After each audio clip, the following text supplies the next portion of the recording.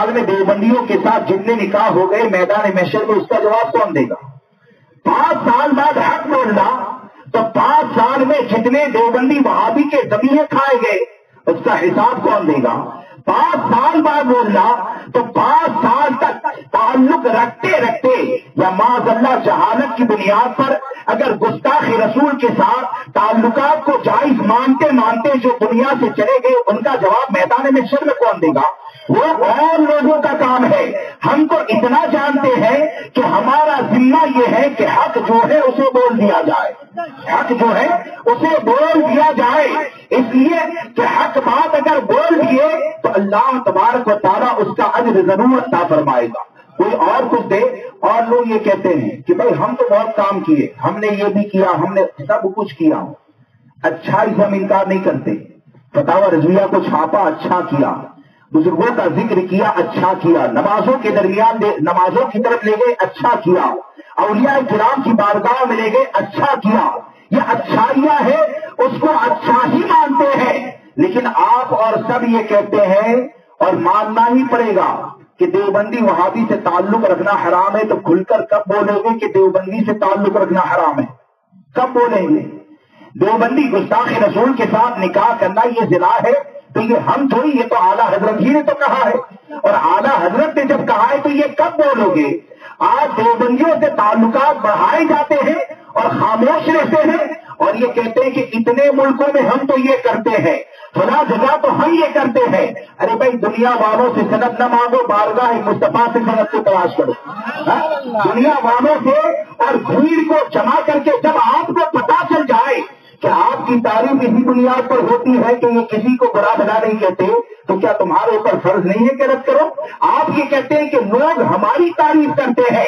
ارے لوگ اگرچہ تیری تعریف کریں، بارگاہ مصطفیٰ سے کیا کہا گیا؟ اذا ظہرت الفتن او قال البدع ولم يزن العالم علمه فعليه لعنة الله والملائكة والناس اجمعين لا يقبل الله صرفا ولا عدلا. کہ جب فتنے پھیلنے لگے، جب گمراہیاں پھیلنے لگے اور ایسے وقت میں اگر عالم اپنے علم کو چھپاتا ہے تو اس پر اللہ کی لعنت ہے، تمام فرشتوں کی لعنت ہے، تمام لوگوں کی لعنت ہے. اللہ ایسے عالم کے نہ تو فرض کو قبول فرماتا ہے نہ نفل کو قبول فرماتا ہے. جب حضور نے یہ فرما دیا تو دوسروں سے سند مت مانگو.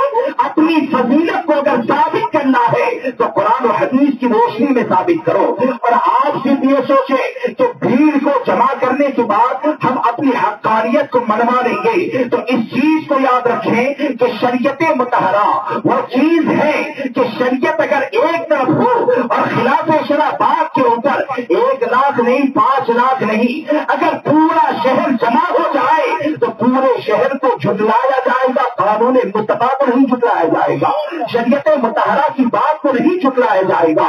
اس لیے دوستو موجودہ وقت میں ضرورت اس بات کی ہے کہ تعلیمات امام احمد رضا کے اوپر عمل کریں اور بذات خود بھی دیوبندی وہابی کا بائیکاٹ کریں. بذات خود بھی دیوبندی وہابی کا بائیکاٹ کریں. آپ دیکھیں نا حالات کیا ہے، اجمیر شریف کے حالات آپ دیکھیں کہ اعلیٰ حضرت کو خارجی کہتے ہیں، امیر معاویہ کو کیا کیا کہتے ہیں.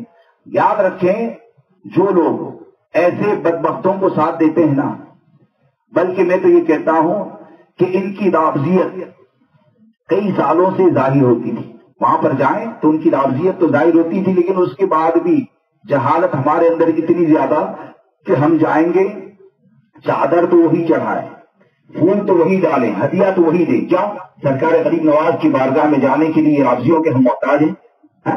ارے سرکار غریب نواز تو وہ ہیں کہ ہم یہاں سے بھی پکارے تو ہماری مدد فرماتے ہیں. سرکار غریب نواز کی بارگاہ میں اور یہ کتنی صفائی کے ساتھ غوث پاک کا نعرہ بھی لگاتے ہیں. اور اتنی صفائی کے ساتھ ایک جملہ جو کہا اسی کے بارے میں کہہ دوں کہ معاذ اللہ اس میں یہ کہا کہ جو امیر معاویہ کو نجم ہدایت کہے، یعنی ہدایت کا ستارہ، تو اس کو گمراہ نازبی کیا کیا کہا. اب حضرت امیر معاویہ ہو یا کوئی بھی صحابی ہو تو ان کو نجوم ہدایت ہم نے نہیں، ہمارے آقا نے کہا ہے. ہمارے آقا نے کہا ہے نا. جب ہمارے آقا نے ان کو ہدایت کا ستارہ کہا تو یہ کہنا کہ ان کو جو ہدایت کا ستارہ مانے یہ گمراہ ہے، یہ جملہ کس کی طرف جاتا ہے؟ بولتے ہوئے بھی ڈر لگتا ہے. ہماری زبانیں بولتے ہوئے بھی رک جاتی ہیں. اب جو ایسے بے باک ہے اور اس کے بعد بھی کہیں کہ ہم سرکار غریب نواز کے خادم ہیں، خادم نہیں، سرکار غریب نواز کے موجودہ وقت میں سب سے بڑے غدار ہیں تو یہ ہے. سرکار غریب نواز کے سب سے بڑے غدار ہیں تو یہ ہے. اور ہم کو ایسے جاہلوں یا رافضیہ